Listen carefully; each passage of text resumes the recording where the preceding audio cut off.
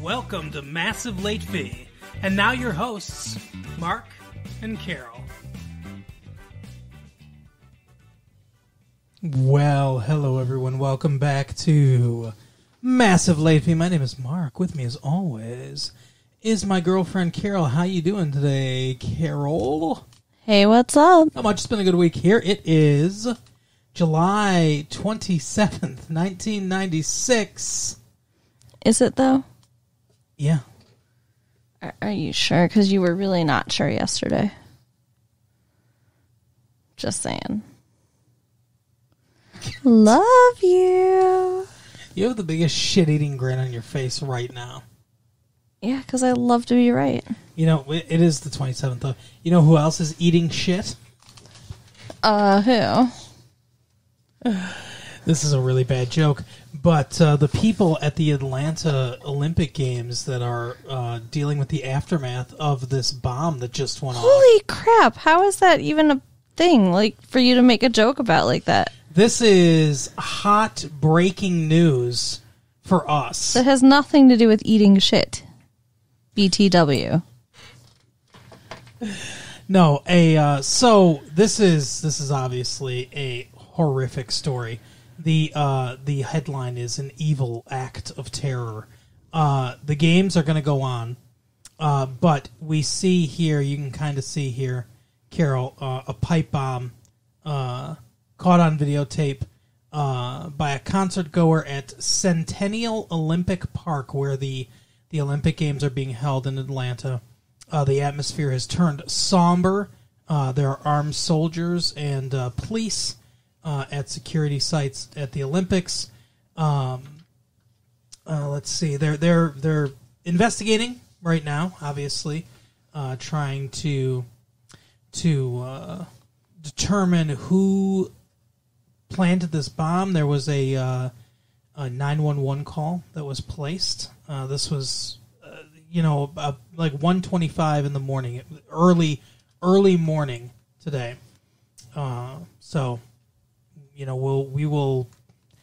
I'm sure we'll update this story next week. Obviously we're not news reporters, so we're not going to stay on this story every day and bring you tapes every day. There's news for that. But obviously a huge story that I felt we had to talk about.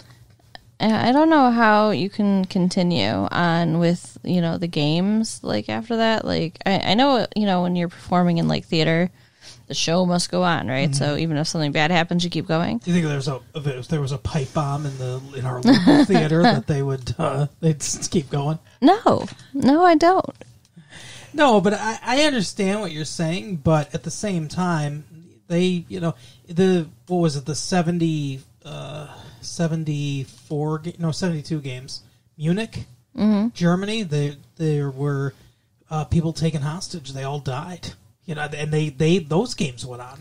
That's awful. There was a standoff with the police and everything. It's one of those things where it's like they don't cancel the Olympics for much.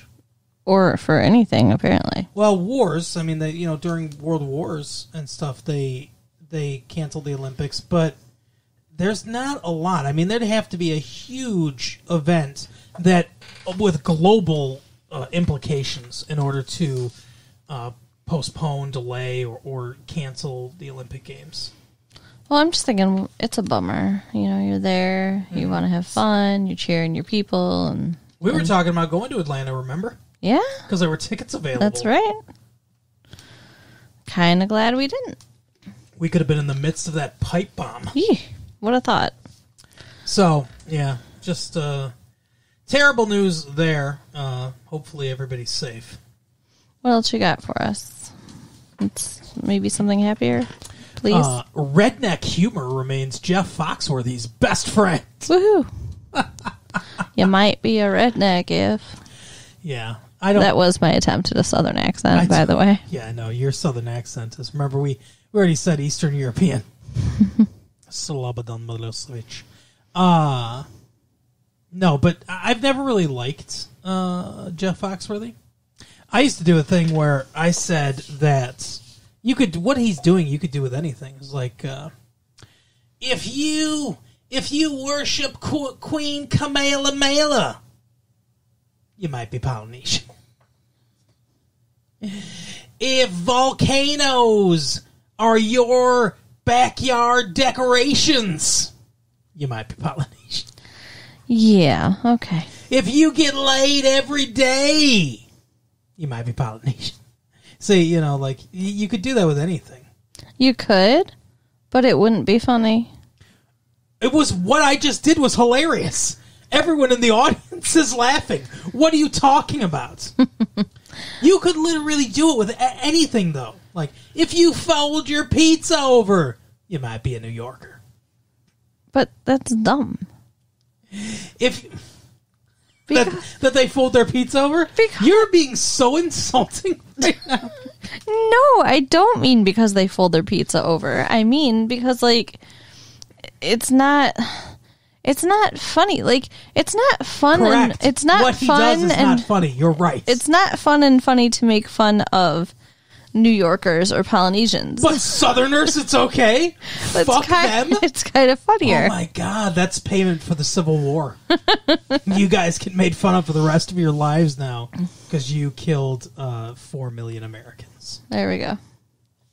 Anyway, it's no secret that the redneck joke has been very, very good to Jeff Foxworthy. Heck, it's the affable Southern comics chucklehead signature.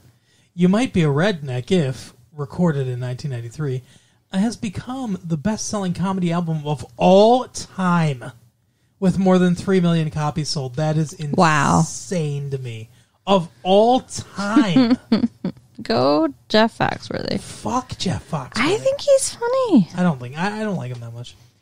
Let's see. Foxworthy, a Georgia Tech grad who left his job as an IBM engineer in 1985. That's crazy. To enter the Funny Bone zone. Oh, Mike Duffy. What a way with words you have.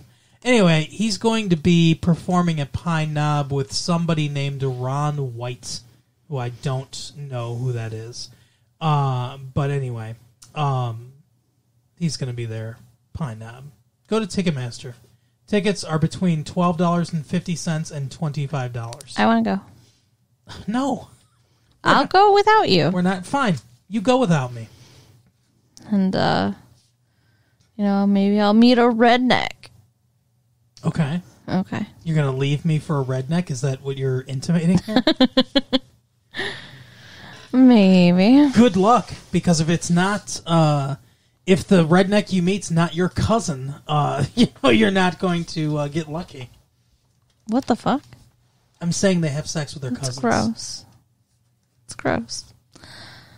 Ugh. They have sex with their cousin and sheep. No, that's the Irish. Carol is of Scottish heritage. So all the Scots thinks that there are so many places in the world, like Australians are like, New Zealand, they're the sheep shaggers, And there are so many parts of the world where that's like an insult for the part of the world that you feud, the country in the world you feud with. We don't have sheep in the South, though, so it doesn't really work here. There's sheep, aren't there? Isn't there sheep somewhere? Maybe in a petting this zoo. Not like out in the fields. There are not flocks of sheep. There's jokes, though, maybe cows or whatever. Farm animals. Yeah, There's jokes cows. about Southern people donkeys. And farm animals. Definitely donkeys. What does that mean? Why do you have that look in your eye? Do you have some experience that I don't know about? I've heard some things. You have some Southern relatives, don't you? No. I do. I have some Northern relatives, and Northerners in Michigan sometimes seem like Southerners. That's true. They're not. This state is schizophrenic. It is. It's bipolar. I guess it's probably better. This whole country is. I guess. I don't know. Who knows what they're doing in Montana? I have no clue. Raising Arizona cows. It's a good movie. Sure. There's not a lot of cows in Montana, I don't think, is there? Isn't that cowboy country? Isn't that like what Montana is? A big sky country. That's Wyoming, actually. No, Wyoming's the cowboy state. Yeah, Montana's big sky country. Okay. What the I don't hell know. does that mean? I don't know. Yeah, there's probably Big a lot of, sky country. there's probably a lot of cows. There's probably cattle driving. Who knows? Open prairies. Good for them. Anyway, this week we watched a televisual program Yes, we did. and pictures played at 24 frames per second, consecutively, and then projected onto a screen. Because you can't hear it, I'm going to tell you that I just rolled my eyes. Oh, everyone could hear you roll your eyes. Rolling your eyes is like your favorite pastime. It is. I'm very good at it. Yeah. If you're good at something, you got to keep doing it. Oh, yeah? Is that why? Anyway. Fuck. That look in your eyes told me I should not finish that joke. Alrighty. We watched The Real World. There you go. Episode 2. Yeah, Real World Miami. And what? I was going to say something about Say it. No. Come on, Mr. Funny Man. No. Just Be go funny. ahead. Miami, go ahead. So they're starting to talk about the business that apparently they have to get off the ground in 6 months. I will be honest with you. I've seen parts of the Real World here and there, but I'm not a dedicated Real World watcher. Right. So I was unaware that they were given $50,000 to start a business. $500,000. No, $50,000. I'm pretty sure it was 500. Jesus Christ. $500,000 is so much money. It's there in no world is it $500,000, Carol. Okay, It's fine. $50,000. Yeah, they were discussing all kinds of different businesses. You know that guy, the Jerome or whatever, the guy that came to mentor them or whatever. He may have looked a little bit like Bill Gates, but it wasn't Bill Gates. It's not $500,000. Okay, Jesus fine. Christ. But I don't know. I found out this episode that I don't like the Russian girl. Yeah. She is kind of a bitch. She's from New York. Russia and New York all rolled into one. I mean, that's Oh, that's a lot of hostility in one A person. lot of anger, a lot of attitude.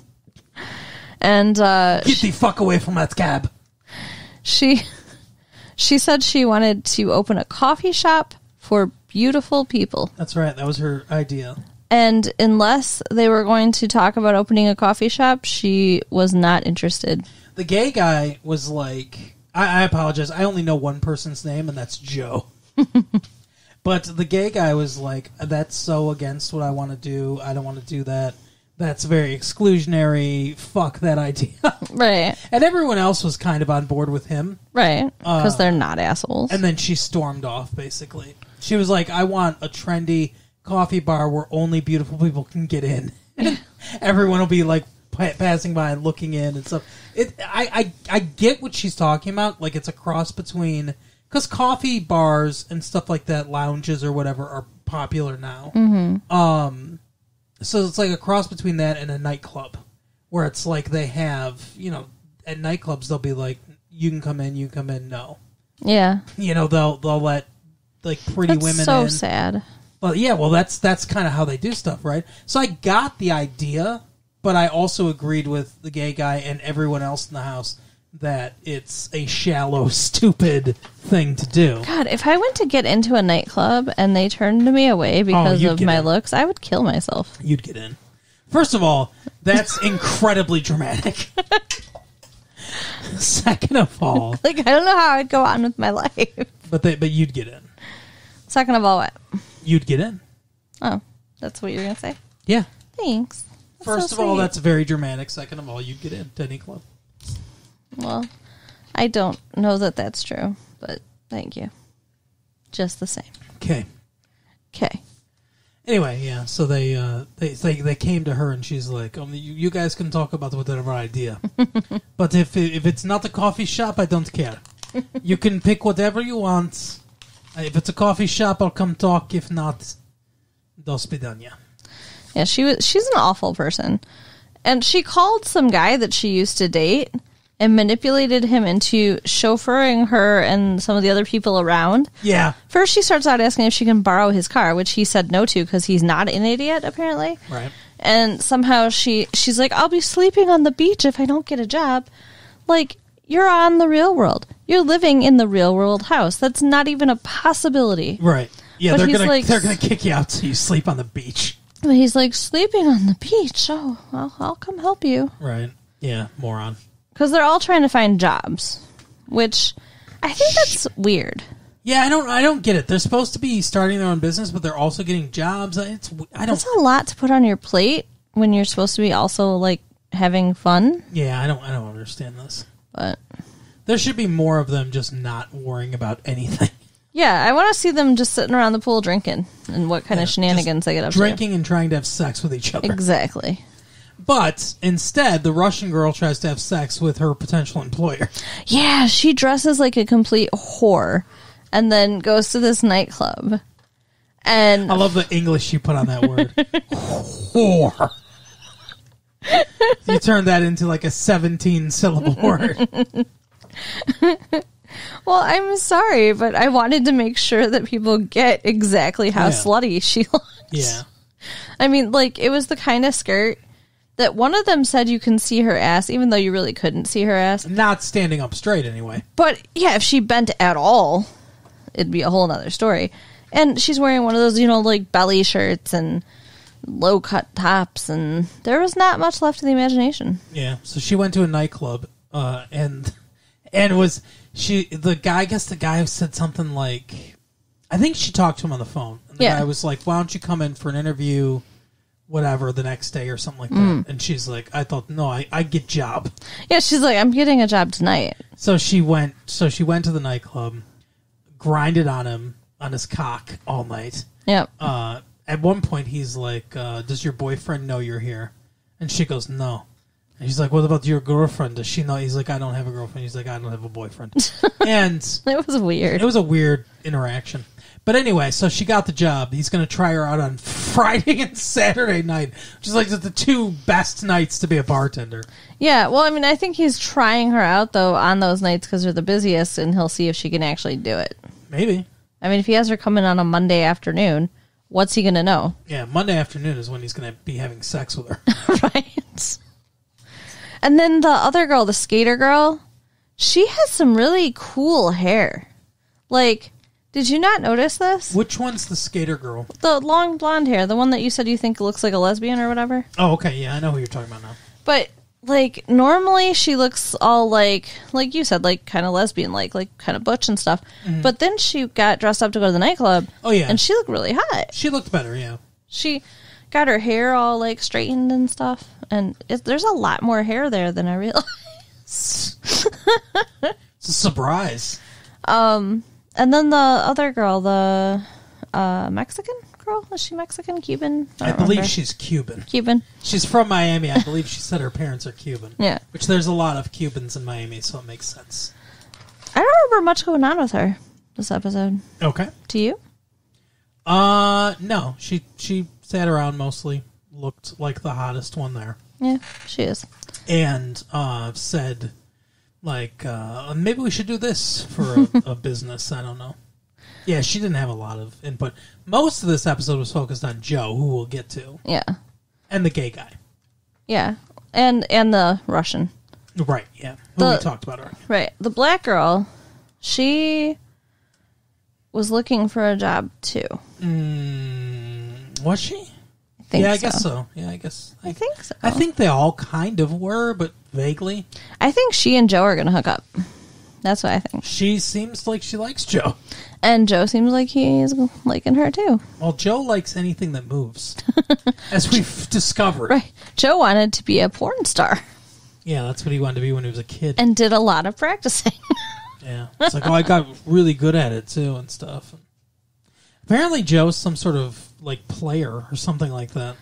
But he's not. I don't get it. He looks like Howdy Doody. Ladies, tell me, am I missing something? Because this guy is not that attractive. Like, both the other guys in the house are better looking than him. The gay guy is the best looking guy. I like his eyebrows. Mm-hmm. He has interesting eyebrows. Yeah, probably get some threaded or whatever they call them. What the hell is that? It's like a thing that they do to eyebrows. Like instead of clipping them, What? Interesting. What? Why are you looking at me like that? I just didn't know that was a thing. Oh, okay. Like, I get mine waxed. Yeah, but guys don't get their eyebrows waxed. Not threaded. Well, guys don't get their eyebrows waxed. Sometimes they get them trimmed with, like, clippers and stuff like that. But this is something different. Some sort of advanced technique. Okay. Advanced eyebrow. I thought he was just born with good eyebrows, you know. That Maybe happens. he is. I don't know. I don't know his life. Okay, talk about Joe. You know you want to talk about Joe. So Joe went to the prom with 2 girls. What the fuck? I don't get it. No. This dude is lean as hell. And I'm not talking about, like, he's thin. He's like skinny fat. He's got no muscle on him. Right. Yeah, he's not ripped. No, not at all. And he's just like, he's average face. I guess he's got kind of the right attitude that women might sometimes respond to. I guess. But mostly, I don't see it. I guess it's because he's kind of like shy and he doesn't talk a lot at first or in some situations, and then other situations he talks about like his cock and stuff like that or whatever, or how he got really good at having sex and holding it in and ruining it for himself because he got too good at it and stuff like that. I don't know. How do you ruin sex by being too good at it? You become really egotistical and want to impress every lady that watches The Real World. I don't know. Because it doesn't make a whole lot of sense to me either. But, okay, I think I'm pretty good at it, and I have not ruined it for myself. So. Though the only thing that I've ever heard of ruining sex is doing it on ecstasy. Right, yeah. That ruins it. Because it's too good then. And they'll never be that good again? Not unless you're on ecstasy again. That And even then, that first time, that first time's No. different. I don't. Do you? People know that first time. I'm just saying, like, in general, I think people know that. Like, the first time you do heroin's the best time. What? I haven't done heroin, but that's a well-known thing. Okay. It's called chasing the dragon. Alrighty, so... Because you're trying to get back to the feeling of that first high. But you never quite get there. Yeah, that sounds awful. Yeah, well, heroin addiction, it sounded okay before. But when you put it that way, it sounds awful. But back to... You know how the Pringles, you can't eat just one? Mm-hmm. Yeah. Okay. That's heroin is the Pringles of drugs. Back to Joe. Uh-huh. His giant girlfriend is a bitch. Yeah. She's like... convinced that he's cheating on her, even though... She called him up and said, Joe, I know you're cheating. But even though he wouldn't even go to the club with them because he's so afraid he's going to cheat, which I guess is because he's this giant player. Right. Maybe he can't help it. Like, maybe girls just flock. Like, at the restaurant, he wasn't hitting on that waitress. Like that dude in Northern Exposure. Right. Remember that guy in Northern Exposure, the Yes. DJ dude? Yes. And I remember one episode where... some woman came up to him and was just like, gave him her phone number and everything. And I think it was the doctor, it was somebody, Joel, was talking to him and was like, what is with you? You always have a girlfriend. Women are always coming up to you. And he said that he gives off a pheromone. That was his explanation. Yeah. He's like, I don't, I never like understood it, but then I realized I give off this pheromone that just attracts women. And like, he was like, effortlessly able to women would just come up to him. That must be it. Maybe Joe has a pheromone. I mean, that other guy with the pheromone on Northern Exposure is actually hot.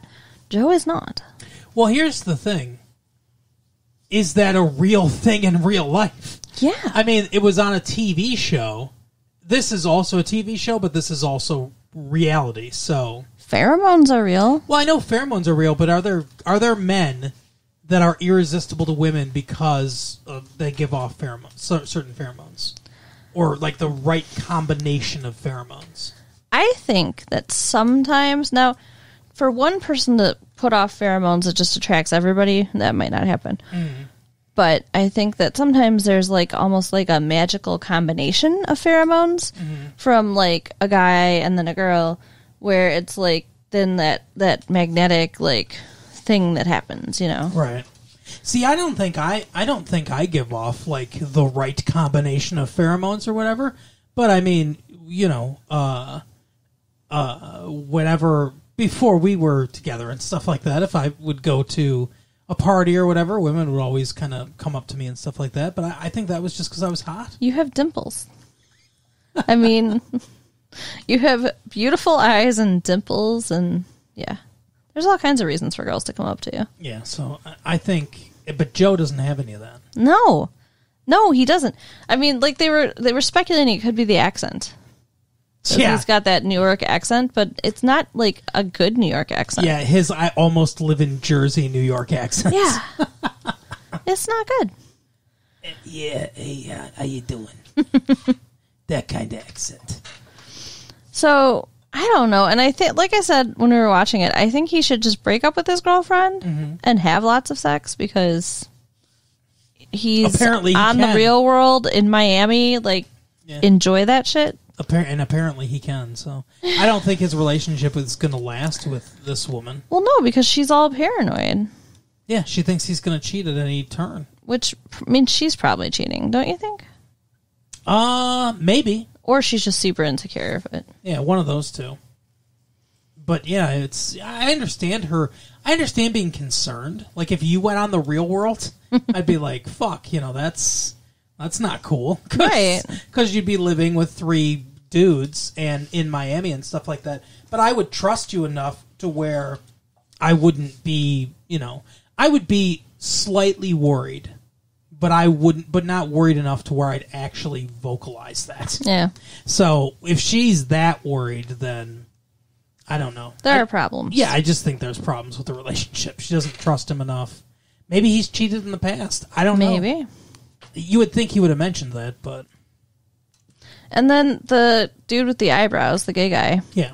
He went to try to get a job at a restaurant that had a rainbow sticker on the door, which apparently means that it is friendly for gay people. Yeah, I guess that's a homosexual, calling card or something. Which I did not know. Maybe it's... I want to say that it's like a Wizard of Oz thing. Because you know how, for some reason, people like Wizard of Oz. I've heard the phrase "friend of Dorothy." Yeah. So I'm thinking the rainbow might have something to do with that, like somewhere over the rainbow. Maybe. But yeah, I guess that's a symbol. That makes sense. But I didn't understand what was going on at this job interview. He was pacing around, all agitated about not wanting to interrupt these people that were talking. Yeah. He's there with a camera crew. Right. So, that couldn't be more staged. Yeah. Of course they're not. He's not just standing there like, oh, they're not going to notice me. Right. Yeah, pretty ridiculous. But he doesn't get the job, and he thinks he doesn't get the job because he's not pretty enough. But then he goes to a fashion magazine and gets the job there, which is a way better job. Also, he has a background in journalism, right. So it makes a lot more sense that he would get that job. If you want to get a job, I have perfect way you can get a job. Anytime you want. Well, I mean, anytime you go for an interview. Okay. You do this, they'll hire you every single time. What? Unless someone came along that just blew them out of the water somehow with their resume. But all things equal, you will get the job every single time. When they ask you, do you have any questions? Mm-hmm. This is what you ask. Some version of what I'm about to say. This is the question I want to ask.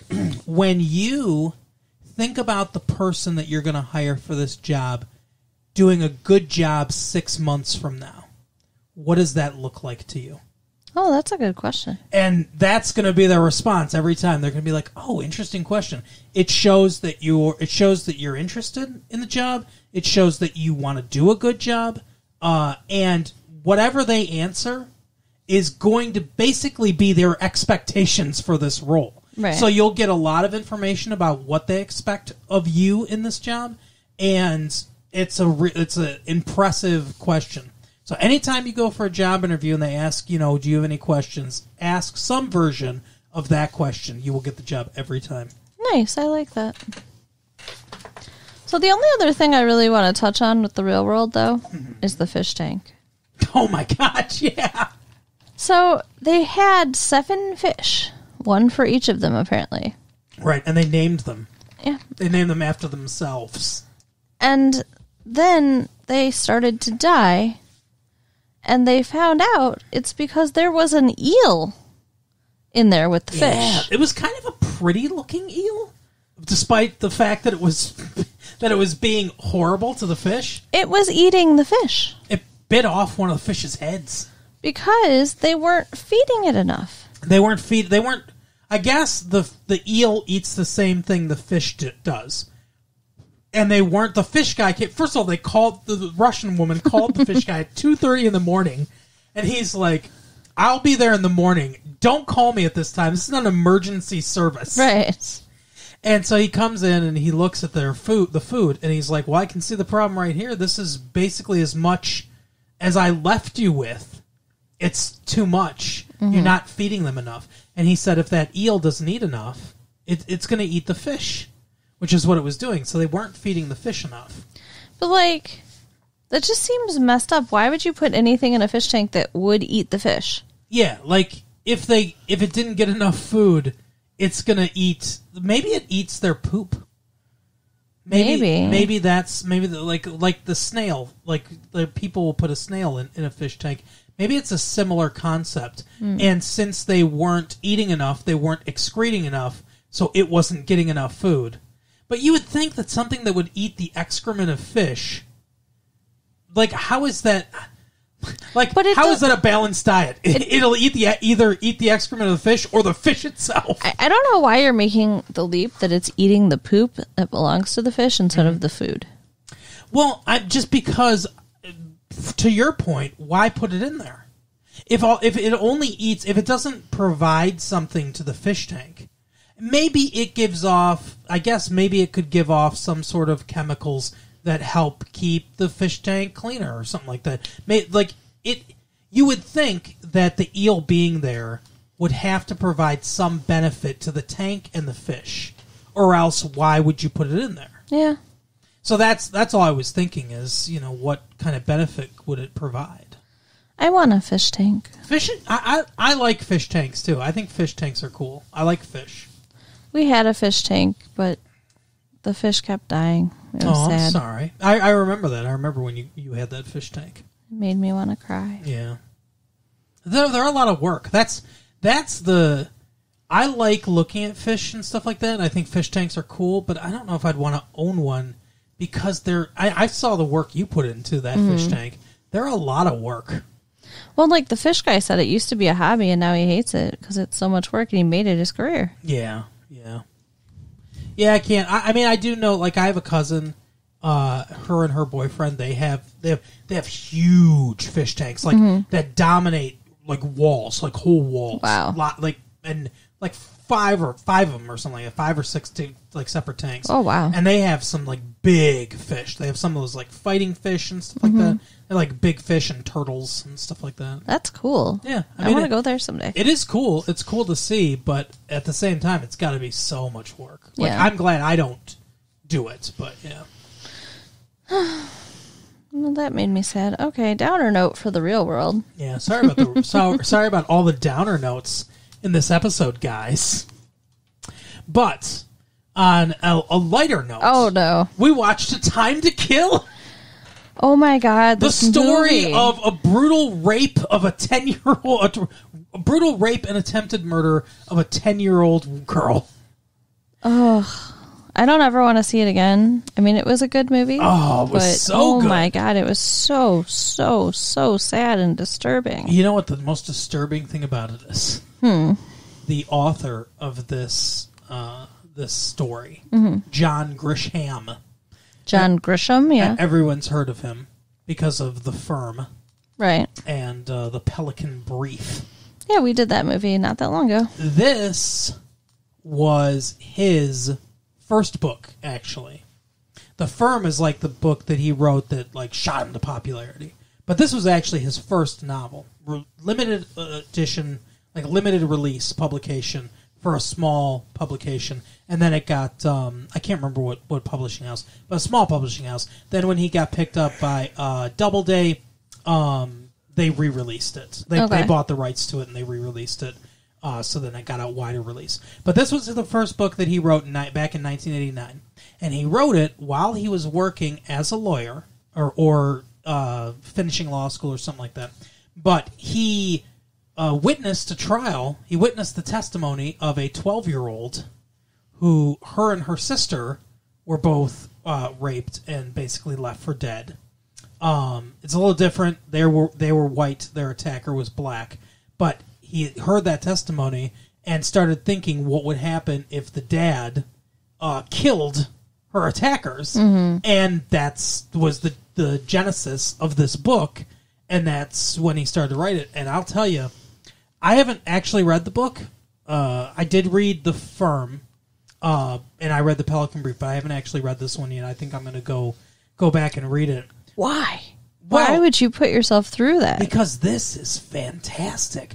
I mean, it's super sad. Like you said, there were a few different times that I know you cried.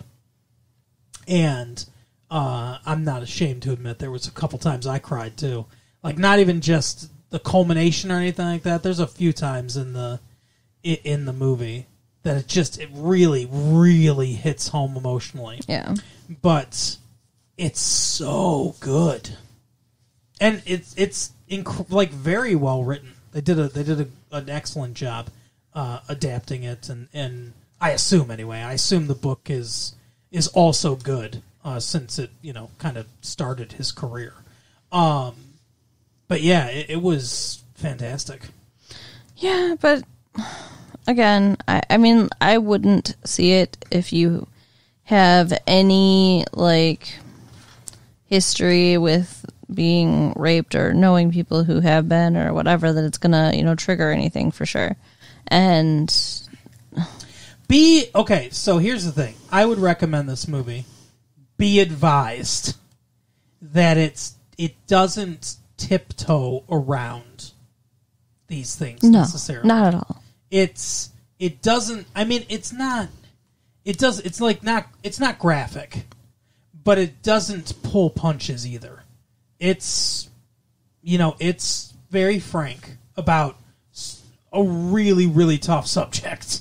And so be advised, and if that's, obviously it's not for children, and if that's something that's going to, like Carol said, that's an interesting way to put it, if that's going to trigger something in you, then you might want to stay away. But for anybody else, it's fantastic. Yeah, it's a good story. So what were some of the things you liked about it?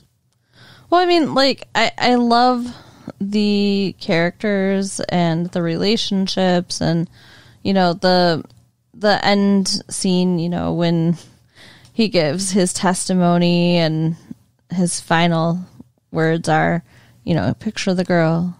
Yeah. And then at the end, now imagine she's white. And that's what gets his friend off. I thought that was awesome. Mm-hmm. I mean, it was a very satisfying ending. And I liked the relationship between him and Sandra Bullock that didn't actually happen.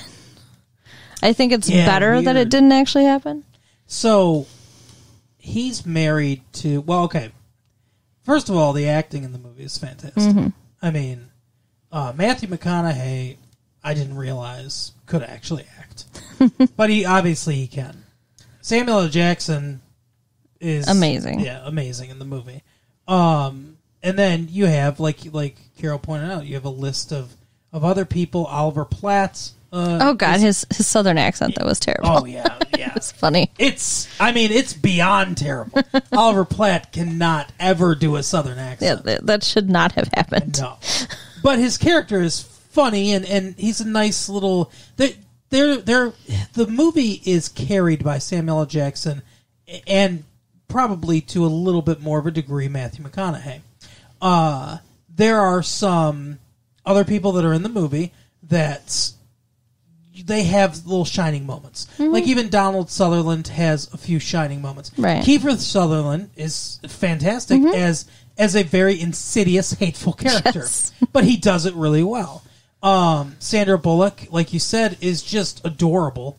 Always. She somehow pulls off, like, you believe that she's smart and capable and tenacious, but, like, just adorable at the same time.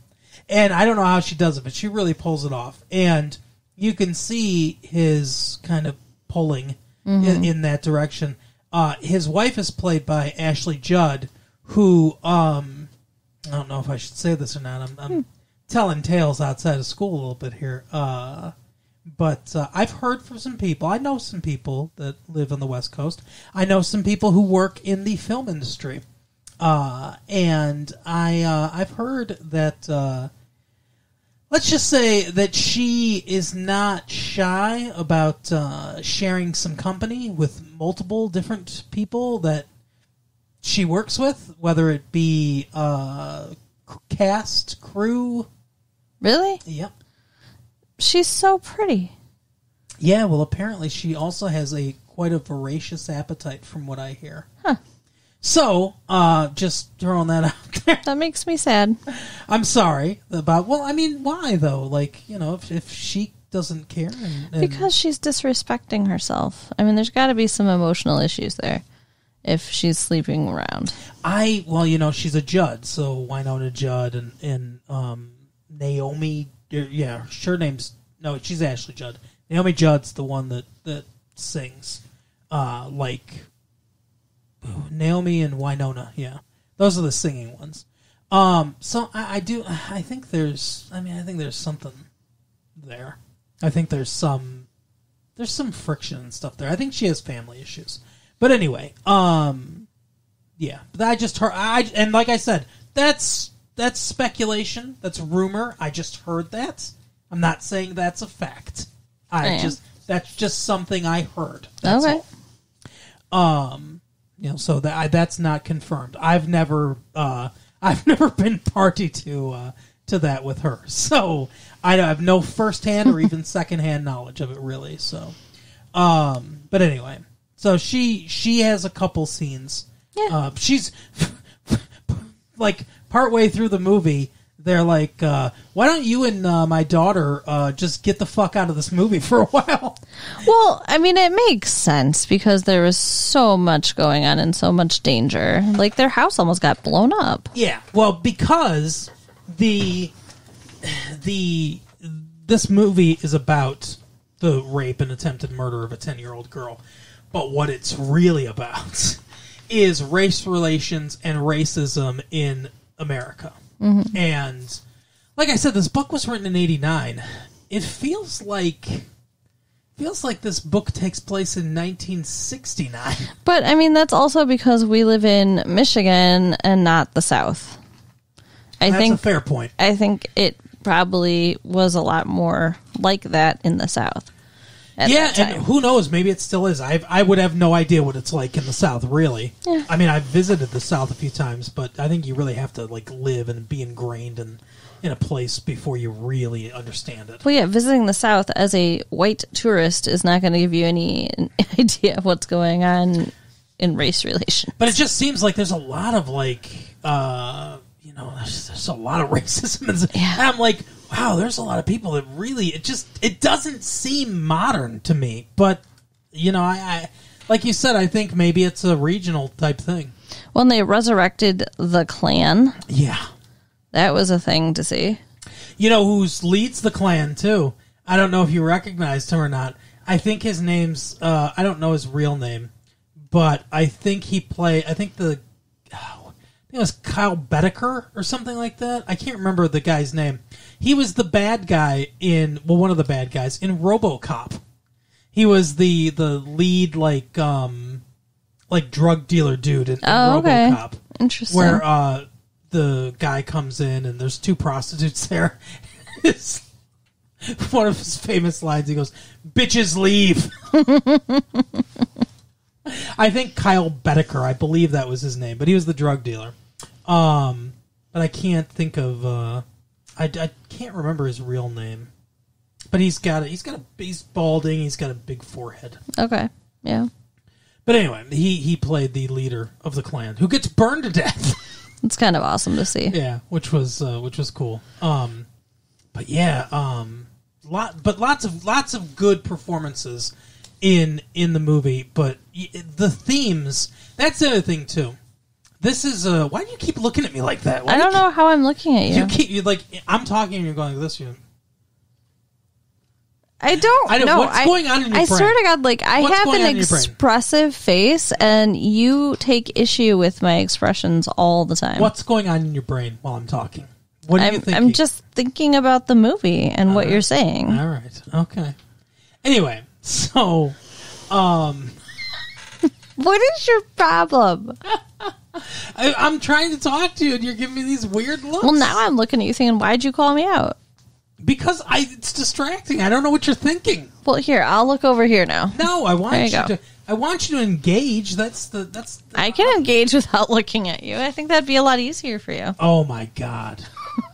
Yeah, you think it's easier for me when your back's to me, huh? Yeah, I do. Anyway, so what was I talking about? Oh, this movie is ostensibly a courtroom drama. Yeah. But this plot is so tightly wound.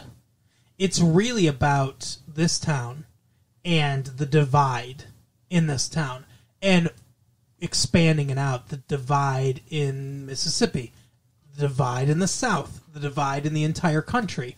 It's different from place to place. Things are much more racially divided, say, in like a city like Boston than they are maybe in like, I don't know, New Haven, Connecticut or something like that, right? But there is probably still, I guess, a divide. I don't think about it much, but, you know, the Rodney King thing from a few years ago and stuff like that, you know, comes up, and there is, I guess, still kind of a racial divide between black and white, and because Samuel L. Jackson talks to, you know, at one point he's talking to Matthew McConaughey, and he's like, I hired you because you're them.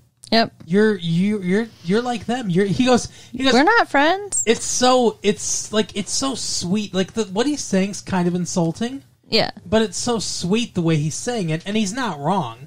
He's like, you're the enemy. He's like, you don't mean to be.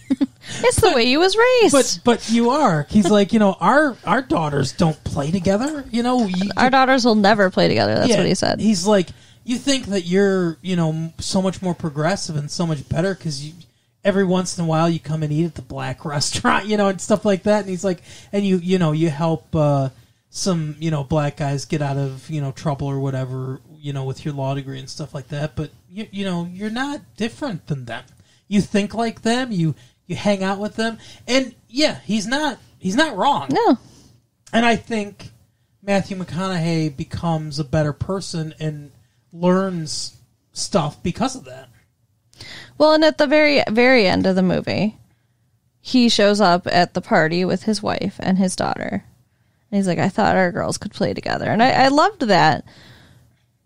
And maybe this one situation that will be changed, but it's not going to change anything, really. Maybe it'll change the two of them, though. Yeah. You know, that's it.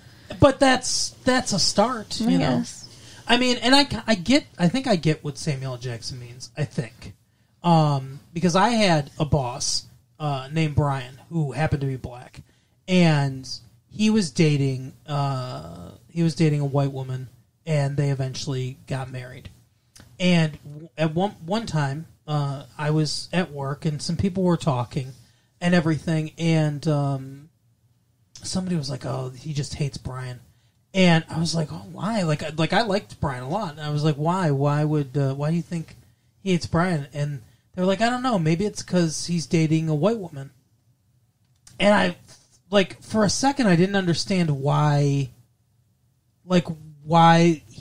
he would hate him for that. Like, it confused me for a second, and I was like, oh, yeah, because Brian's black. Because obviously I'm not colorblind. No one should be, no one should say, "Oh, I'm kind of colorblind," but not in the way of like this. But I think it's wrong when people are like, "Oh, we should be a colorblind. We shouldn't see difference." And it's like, no, everyone should see difference. Obviously, I knew Brian was black, but I didn't. When I thought of Brian, I thought of, "Oh, that's Brian, my friend." Not Brian, my black friend. Like, that identifier was buried lower in my brain. So it took me a second to be like, oh, that's right, because he's black and she's white. Because that's not how I looked at them. I didn't look at them as, he's my black friend, she's my white friend. Like I said, I know they were, but those identifiers were way lower. Right. And I think that's what Samuel L. Jackson's talking about. Is because he says, when you see me, you don't see a man, you see a black man. And it's like, yeah, I think that is the case for a lot of people. And I'm not saying that I don't. Like, if I see a black guy, a lot of times that is my first instinct, like, oh, there's a black guy or whatever. Like, subconsciously or whatever in your brain. It took me getting to know Brian really well. Right. In order for that identifier to go down the surface. And I think if we're ever going to like kind of break free of the bonds of racism, I think that's what we need. We need more exposure to other people. We need like and like in depth, like become friends, like be a part of people's lives, more integration. Right. So that it's not the difference isn't the first thing that you notice anymore. Correct. Yeah, exactly. That it's still there. We're always going to know, well, that person's skin color is black, that person's skin color is white, or whatever. But it just allows that identifier to go a lot lower in the order of things. Yeah. And I think that's kind of part of the message of this movie, is that they said, like he says for a while, like I set out to prove that a black man could get a fair trial in the South, but that's not true. Mm-hmm. And he talks about how the legal system is flawed because people are flawed, which makes sense. Right. That's true. But yeah, there's lots of great scenes in here. It reminds me in a very, very small way, probably just because they're both courtroom dramas, but of another movie that we talked about, A Few Good Men. Did we talk about A Few Good Men? Yeah. I think so. I don't think so. Well, we watched it. I don't know if we talked about it, but we watched it. I don't even remember watching that movie with you. Oh, well, it came out in 1993, so I think it predated our show. Yeah. Or maybe 92. 92 or 93. Yeah, so we didn't do that movie for But the show. I've seen it. I thought you saw it too, but I might have. Is that the one with Jack Nicholson? yeah. Then yeah, I did see it. And I did see it with you. You're right. Thomas Cruise. Yeah. You can't handle the truth. Yeah, another Demi Moore movie. Mm-hmm. But yeah, partially because of that scene that you can't handle the truth. I mean, there's no like super hostile witness or whatever, but they deserve to die, and I hope they burn in hell. Yeah. Yeah, Kevin Spacey's also in this. Yeah, he's excellent. From not A Few Good Men, The Usual Suspects. Mm-hmm. I really like him. He's very good at playing an asshole. Yeah. In A Few Good Men, a secret asshole. Right. But yeah, so all in all, I would recommend it. But with the provisos that Carol gave, knowing that it's a tough subject. It can be a tough watch. It's really going to hit you emotionally. Like, I had to drug myself to sleep after I saw it. Yeah. So. But I mean, it is a little bit comforting at the end of the movie. Mm-hmm. You see the little girl, like, okay. Yeah. And that's because it's like in the beginning, the movie starts out, bad things happening. Yeah. And then, throughout the whole movie, you're hearing about how she's doing. Like, she's never going to be able to have children. Yeah. I mean, you see all kinds of her not doing well. And then at the end, she's healing, she's playing, she's happy, she's hugging her dad. It's like... Children are resilient, Yeah. And I think I think we can all, like the country as people, in a broader sense, I think we can all be resilient in that way. And I think that's another message of this movie. But yeah, they use the interpersonal stories to kind of highlight larger issues. Yeah. And it's just I'm really in love with how well plotted this was, how well encapsulated it was. Just everything from the writing stage of this is fantastic. It is. So the direction's pretty good too. It was directed by Joel Schumacher, and he did that one you like, Flatliners. I love Flatline. And I think he did The Lost Boys. Kiefer too. Sutherland was in that too. Yeah, I think he likes Kiefer Sutherland. Well, because he did Lost Boys too. Yeah, all and three of those movies. Kiefer Sutherland was in that too. Yeah. Interesting. So, yeah, they're how directors will work with people multiple times. I think he just likes Kiefer Sutherland and their friends or whatever. I don't know. That's total speculation. I have no idea, but I know he's worked with him multiple times. So obviously he likes working with him. Right. Yeah, if but- he hated him, he wouldn't do that. But yeah, the direction what I like about the direction of this movie is it's not flashy.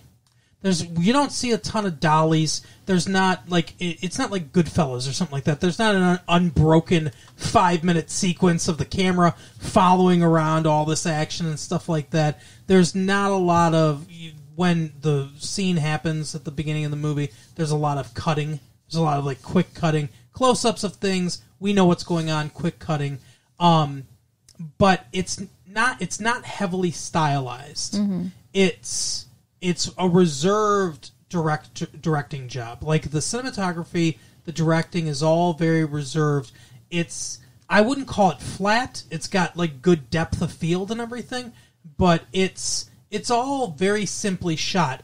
It lets the acting and the story breathe, and it lets those things tell the story, as it should. When a story is written this well, when the acting is this good, the directing doesn't need to be flashy. The directing you shouldn't notice it. Yeah, the directing should take a back seat, and it does. And I think it's a really good.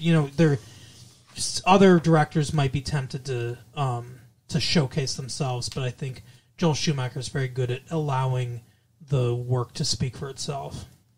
So yeah, I mean it is an excellent film. It's just also a lot to take. Yeah. Well, speaking of a lot to take, Carol, why don't you tell the people all the things they can take and do? Okay, I don't know about taking, but you can certainly come and take the time to visit. Tell a friend about this show. You can certainly come and visit our website at www.latefee1994. No, that's what darn the it. Darn it. Hang on. Hang on. This is the part of the show where Carol has a stroke. Okay. What's that word our salad website called? is www.retrolatefee.com. There you go. Our email address is latefee1994@aol.com. If you have anything you want to say. Yeah, say it to us there. Tell me if you think Joe's hot. I want to know. Yeah. Tell us if you think Matthew McConaughey's hot. Well, that's a given. Carol, Everybody thinks Matthew McConaughey is hot. Carol does. All right, we will see you next time. Bye. Bye.